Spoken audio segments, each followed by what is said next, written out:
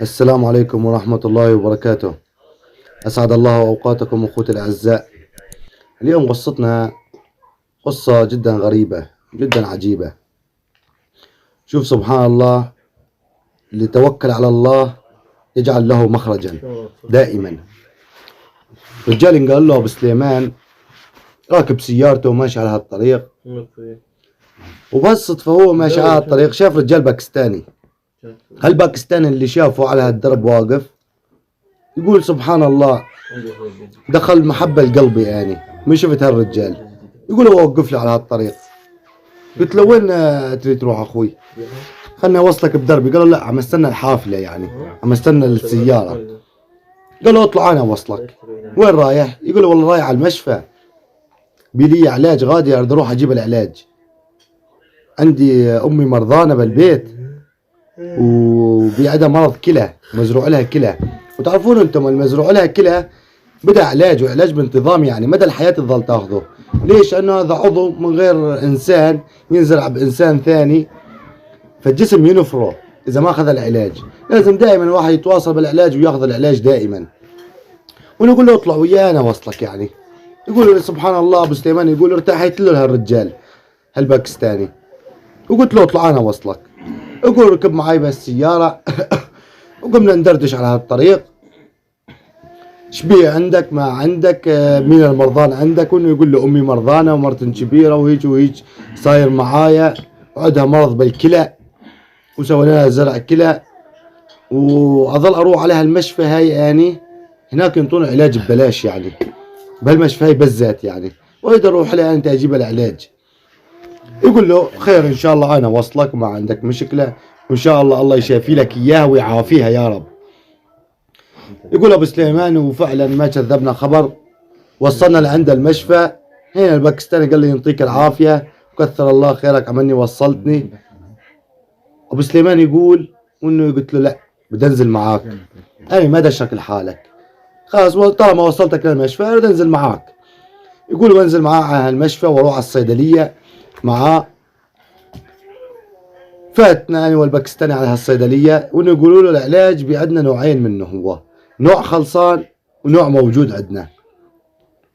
النوع الموجود هذا وتفضل خذه، بس النوع الخلصان بدك تاخذه من غير صيدليه، لازم انك تاخذه ضروري من غير صيدليه. قال له الباكستاني، قال له خير ان شاء الله ويعطيك الف عافيه، وخذ العلاج. وطلعنا انا والباكستاني. ابو سليمان هنا يقول له اركب بالسيارة روح وصلك على الصيدليه الثانيه مشان نجيب كمالة العلاج. الباكستاني يقول له لا خلاص ما بداعي، يعطيك الف عافيه وكثر الله خيرك ووصلتني. قام يتهرب انه يطلع معي نوبه ثانيه. شنو السالفه ما اعرف، ولكن قلت انا لحيت عليه واصريت عليه اني اركبه معاي واروح اوصله. سويت خير اريد اكمله للاخير. يقول له لا والله الا تركب معي. قال واركبه معاي بهالسياره واخذه على الصيدليه الثانيه وانزل انا وياه على الصيدليه. قال لما نزلنا وصلنا قدام الصيدليه، قال هنا الباكستاني حسيته انخنق.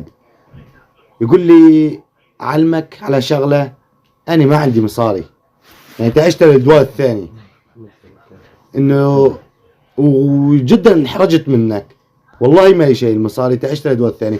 ويقول ابو سليمان ويقول له لا والله الدواء الثاني حقه علي. والرجال ابو سليمان يكثر الله خيره فات مع الباكستاني على هالصيدليه وطلبه من الدواء الثاني وشالهم هالدواء وانطال الباكستاني. قال له هاي دواك الثاني ودفع حقه ابو سليمان كثر الله خيره. قال له بدي اركب اوصلك على البيت. رددك. قال له خلاص ما بداعي، خلاص انت ما عذبك يعني. باكستاني جدا انحرج منه يعني. قال لا والله الا وصلك على البيت. يقول واركبه بكتري بهالسياره وامشي معاه للحين باب بيته، مطرح ما شلته اني لعند باب بيته، واقول له هاي دواك وعليها العافيه ان شاء الله الحجه. هنا الباكستاني قام يتشكروا لابو سليمان.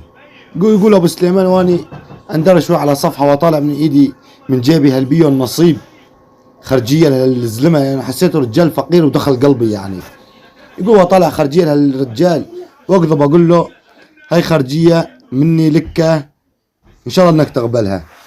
يقول هنا الباكستاني انخنق وقام يبكي مثل الوليد الصغير ما يبكي.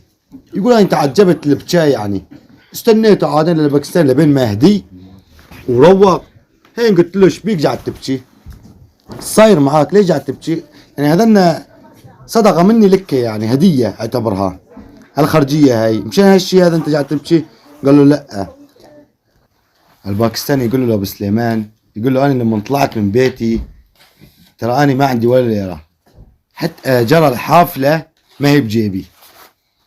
يقول له من شدة الضيق علي طلعت ليه برا، رفعت ايدي على السما وقمت ادعي يا رب انت ما تنسى عبادك يا رب.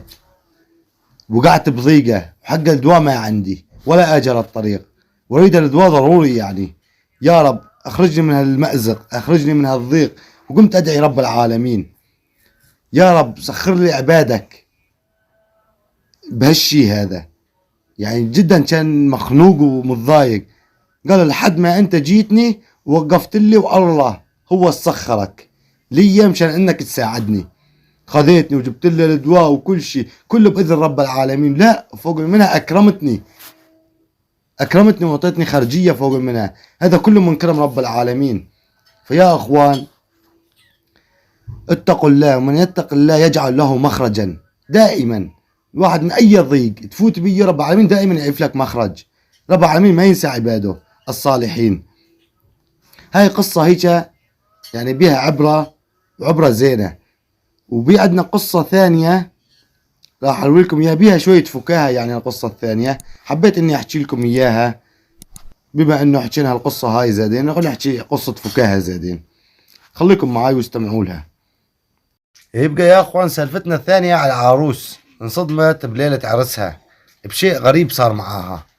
يعني بليلة عرسها البنية بنت عالم وناس ومربية على العز، وتقول البنية يعني نفسها هي بابن عمها. ابن عمها رجال زين وكويس وعاقل ومبين بين عالمه، وهي نفسها بيه. يعني تتمنى هالبنية هي ما بيناتهم تواصل بين بعضهم، لا هي وابن عمها حرام ما بيها الشي هذا، ولكن نفسها بيه هي. تقول بيوم من الايام جاء ابن عمي وخطبني وانا رضيت بيه، وانه ابن عمي يقول لابويا، ابوها للبنيه يقولها بدي بس احاكي خطيبتي، صارت خطيبتي يعني بالوقت هذا، بس احاكيها كلمتين اذا سمحت يا عمي. وقال ابوها للبنيه وافق. تقول للبنيه وجاء لي عدها وحاكاها، سلم عليها شلونك يا بنت عمي، شلونك يا نور عيني. قلت له الحمد لله. يقولها لك عندي مفاجأة ليلة عرسنا ان شاء الله انطيك مفاجأة غير شكل السر خاطرك. وانه قالت لي البنية قالت له يعني شنو هالمفاجأة هاي؟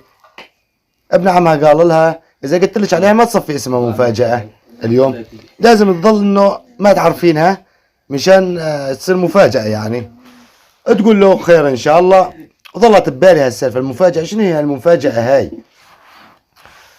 تقول البنية مضت الايام وخلصت الخطبة وصار العرس، وتعرفون انتم العرس صالت الزلم لحال وصالت النسوان لحال والكل جاي يرقص وفرحان والامور طيبة الحمد لله. وخلص العرس وجينا على شقتنا وفوتها على هالشقة. هين رجلها ابن عمها صار زلمتها حلالها يعني، وانه يقولوا لها للعروس روحي غيري اغراض العرس والبسي لك هدمة زينة وفوتي على المطبخ، جبت لك لحم وجبت لك كل شيء، طبخي لنا رز وطبخي لنا اللحم وسوي لنا منسف. احد الساعة 12 بالليل على الساعة 1 رفقاتي جاييني معزومين عندي ويتعشون عندي رفقاتي. وانه العروس تقول له انت بواعي ما انت بواعي اليوم يعني نهار عرسنا شلون تعزم رفقاتك وشي؟ قال والله انا هذا صار معاي. قومي على المطبخ وسوي هذا اللي قلت لك عليه. تقول البنيه انفعلت ميكن وانصدمت على هالشي، انه هاي المفاجاه كان مغبي لي اياها انه بدي خليني اطبخ نهار عرسي. تقول قمت والدمعه على عيني وفت على المطبخ وجبت الرز قمت اطبخ، وهو طلع من البيت. قامت تطبخ وطبخت اللحم وطبخت الرز وطبخت كل شيء وجهزت العشاء. تقول عقب ساعه جاها ابن عمها عقب ساعه قال ها بنت عمي ان شاء الله العشاء جهز؟ قالت له اي والله عشاكم جهز. هذا هو. قال تمام لأنه رفقاتي جنب 3 من ربعي جايين على الحز، قربوا يوصلون مشان نتعشى. قالت له تمام هذا هو. قال انطيت العشاء ورحت على غرفتي، قعدت بغرفتي والدمعة على خدي، قمت أبكي إنه على الحظ اللي إنه ابن عمي عجباني غلطت لما خذيته. لك والله عرفوا إنه رجال واعي، رجال زين، إنه شنو صابه، شنو السبب اللي صابه إنه يجي يسوي تصرف بليلة عرسهم. يعني تقولوا جم رفقاته عليه وقعدهم وسهرم وضحكم وتعشم وسوينا لهم شاي بعدها وشربوا هم الشاي، يقولوا راحم. تقول ابن عمي فات عليها عادين على الغرفة، لقاها الدمعة على خدها وقعدت تبكي. قال ايش بيك قاعد تبكين؟ قالت له عم ابكي لأنه ليلة عرسي يعني انت هيك تسوي بيني؟ وين المفاجأة اللي مغبي لي اياها؟ المفاجأة اللي مغبي لي اياها وانه يقول لها لا استبري. قال هذول يا رفقاتي واني وياهم متراهنين انه نهار عرسك بدنا نتعشى عندك، خرج ولا مو خرج؟ اذا ما انت خرج تعرفك انك انت ما انت خرج. قال لا والله انا هنا تراهنت معاهم، قلت لا والله انا خرج ونص، وبنت عمي هي بنت اصل وبنت عالم وناس وما ترد لي طلب. يعني شلون انه ترد لي طلب؟ هي بيت اهلها مربيه، شو يعني ترد لي طلب؟ حتى اذا بليلة دخلتنا والله انها تسويها. قالوا تراهنا على 21,000 ريال احنا انه يجون يتعشون عندي بليلة العرس. قالوا فعلا وجم تعشم وخسرتهم الرهن، وال 21,000 ريال هذن لتش انت ما ولا ريال ما يفوت بجيبي. تقول لما قالوا لها هيك ابن عمها الدمعة كانت على خدها، ما تاجس الا الدمعة نشفت والضحكة كبرت عدها وقامت تضحك. قالت له لا زيك يا اخي الفلوس تغوى النفوس ايش بدك بالحكي.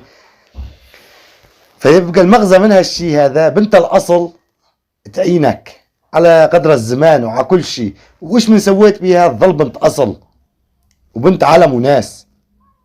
وشلون لازم الانسان يعرف من ياخذ شريكة حياته. اليوم هي فكرت بسوء تفاهم وانزعجت وشي، ولكن ما سببت له مشكلة، ما قالت له لا والله ما اسوي وتكونت هي وياه وزعلت بنهار العرس، لا صبرت عليه هي. لازم الانسان يصبر، يجوز بيه من وراها مغزى هالسالفة هي يعني. وهي قصتنا لليوم، وشكرا على اهتمامكم واستماعكم للقصة، والسلام عليكم ورحمة الله وبركاته.